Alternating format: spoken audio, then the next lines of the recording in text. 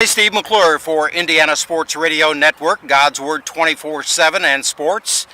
And as we get closer and closer to the 2017 IHSAA Boys Golf State Finals, we have an old friend and a visitor with us, and let's turn the camera around and show you who we have today.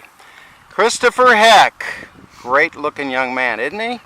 Going to be a junior this year at the University of Indianapolis, and of course we know CJ from the past Center Grove teams that competed in 14 and 15, and Chris graduated in 2015. Chris, how are you? Good. How are you doing, Steve? Good to see you, especially on a beautiful day like this, and no better place to do this than on a golf course, right? I always say it's my favorite place to be. Chris, as we head into state tournament play, you know what it's all about. Kind of reflect on where you've been. You were a starter when you were a freshman, and all the way through your senior year, you must have learned so much. Yeah, for sure. Really, you learn, especially with me, it was I think my junior year where I really learned that, the regular season only matters so much when it comes to the postseason, and, you just want to grow and continue to get better throughout that regular season. And then when postseason comes, you want to gain the momentum and keep playing well and just doing the right things to get you and your team, put yourself in the best position to advance and to get to the state finals like we did, and just the preparation and you remember your roots and your strengths and what you need to do to just get the job done. And obviously it's good to have the kind of relationship with your own teammates to be able to support one another, correct? Right, yeah. Just the chemistry you have with them growing throughout the whole year.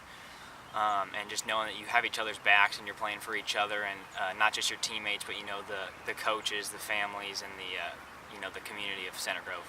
Chris, golf is not just a spring or summer or fall sport. It's 24/7, isn't it? Yeah, year round. We like to joke that we eat, sleep, and drink golf. It's all golf. Especially when you play at the level of a state championship. There's so much on the line there, so much pride, and I know that you still have a warm place in your heart for the last year you competed at the state finals when you guys finished third, if I'm not mistaken. But I know it's so difficult when you get that close and not be able to touch the ring, yeah. Correct? Yeah, I think it was my senior year. I think we finished second. We were runners up, and then last year they were third. So yeah, it's been 2 years that they've been right there, and it still stings a little bit to this day. But we played very well, and I was very happy with what we accomplished throughout the season, and the overall goal, which we didn't reach, but we definitely had a successful season.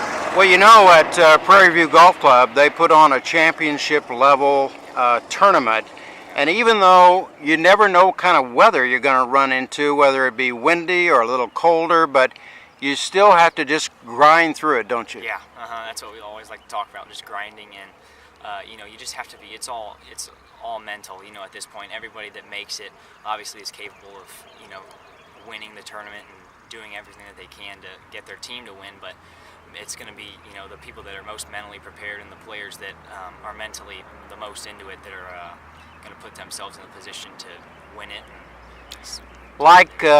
Not like any other time, but it's been a repeat. The Trojans have been up on top as far as the rankings are concerned most of the year, and that was the same for you guys back then, and that puts a little bit of more pressure on them, but sometimes it's good to be in that driver's seat. Yeah, I'm confident in this team, this current team right now.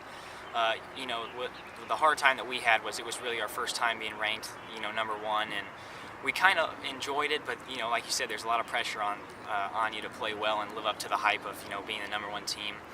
And I'm confident in these guys that they have the experience and that they're just going to play to their potential, and they're going to block out all that unneeded noise of number one and all the pressure on them. Well, the steady hand that they had up front, obviously with Noah Gillard and Ethan Shepard, as well as Sam Jean, and then a couple of young guys as well. Yeah, I know Ethan. He will, as being the lone senior in the lineup, he'll definitely lead them and set by example.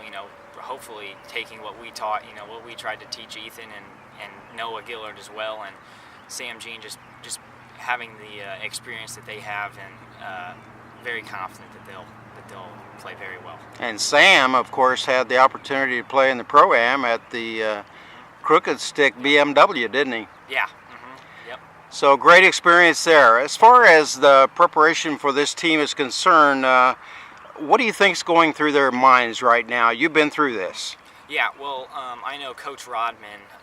I know him very well, and he will definitely keep their mindset, as it's one step at a time. They have the sectional and then the regional, and eventually, hopefully, the state. But you got to get through the first parts first, and they'll be ready to go. They're mentally prepared. They played it already for their conference, and they played very well. And hopefully, they can use that as confidence, like I said, and just momentum build off of that. Well, your younger brother Alex has now joined the Center Grove varsity team as a freshman. I know he's had a very challenging year, but he's right there, isn't he? Yeah, yeah. He's played very well. I've been very proud of him. I remember how hard it was for me being a freshman, just with everything so new, high school, and the competition that he's on. He's playing with some of the top players in the state, and it's a grind out there every single day. And I just keep telling him, keep your head down and keep working hard, and I'm glad that he has, the good seniors and upperclassmen with Noah and Ethan and Sam Jean that'll just, continue to have those building blocks to get him better. Well, I know that Alex, as well as all your family, have been following you through the ranks for many, many years, and I remember when Alex was a lot younger, and here he is on the cusp of breaking into Center Grove varsity golf, and I know that he's going to be out there at Prairie View supporting the team and as an alternate. But as a big brother, Chris, you can also not only be a brother but kind of a coach, right? Yeah, yeah. I try to help him out. He just had a match this past couple days ago, and I went through it with him and told him just my comments and stuff, and he really takes it. He takes it to heart, and he'll learn from his mistakes like I did freshman year. And it's all about learning.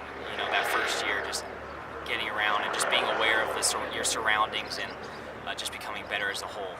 Chris, it was about 2 years ago, right at this date, when you graduated from Center Grove, and here it is 2 years later, and the kind of experiences that you have had in your freshman and sophomore years with UIndy, I mean, we could make a long list, couldn't we?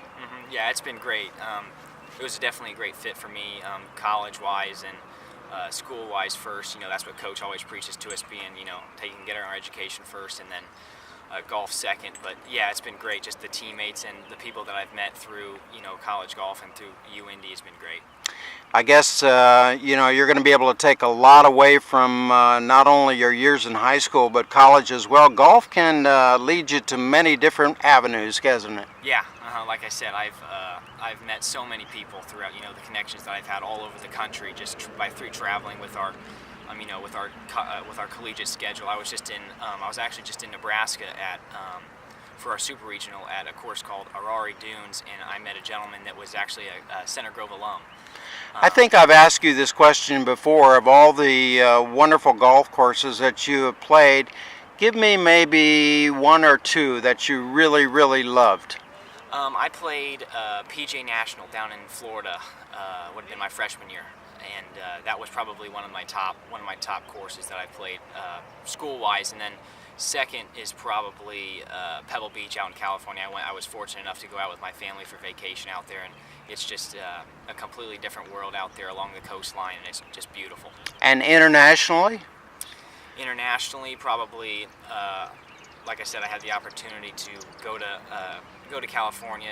That was probably my best right in the States. But then internationally, I went to Scotland. Would have been a couple of years ago, and I played the old course, St. Andrews, and that was probably just this history behind that course and everything that's around that was just very special. And the history of golf, obviously, when you get to Scotland, is very deep. I'm sure you could actually feel the tangibility of the culture there, didn't you? Yeah, like I said, it was just it was special, and it was just all golf, and knowing all the greats that have played on that course, and especially playing that last hole coming up by the hotel and by the road. It's just there's just a lot of it's a different type of golf out there. It's very special. Chris, thanks for spending time with us here on SRN. If there's maybe a watchword or a little speech you could make to the Center Grove team as they head into play in the state tournament, what would it be? Just play your games. Great leadership. Top to bottom. Very confident in them. Just have fun out there. Enjoy it. It goes fast, and you'll be all right. We can never forget that word, F-U-N, can we? Yep. Thanks again, Chris. Appreciate it. Thanks, Steve.